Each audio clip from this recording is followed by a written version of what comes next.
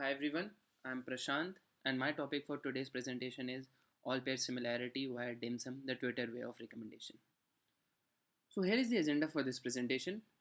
I'll go through the background where we will discuss some of the problems which we faced with the traditional similarity algorithms. Then I'll go through the introduction to Dimsum, the algorithm, that is how Dimsum works, the experiment that were carried out, and then the references. So this is the background. Twitter has around 271 million active users. So recommending the content, that is contacts, articles, products, ads, etc. require huge computational burden. We have traditional algorithms like all pair similarity where we calculate the similarity between all the pairs using some similarity functions like cosine or Jaccard similarity. But we know all pairs are not similar, but still we used to calculate the similarity. For example, for a million vectors, it is not feasible to check all roughly trillion pairs to see if they are above the similarity threshold. This is where Dimsum comes into picture. Dimsum stands for dimension independent matrix square using MapReduce, and it uses the MapReduce paradigm where the reducer is simple summation and the mapper is the heart of the context.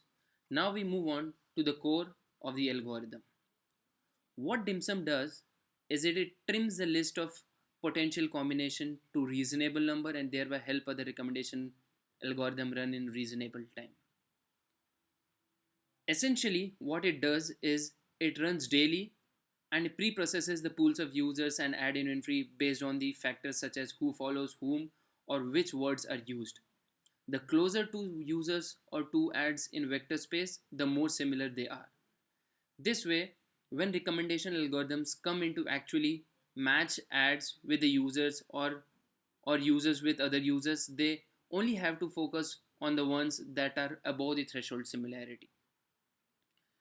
So Dimsum works primarily in two different areas, matching the promoted ads and suggesting the similar profile people. Dimsum is probably best suited for environments operating as large scale like Twitter. Twitter has contributed an implementation of Dimsum to two open source projects, that is Spark and Scalding. So now we move on to the experiment which were carried out when they switched from this traditional similarity algorithms to Dimsum algorithm. So when they carried out the experiments using Dimsum, they observed 40% improvements in several performance measures over the traditional cosine similarity computation.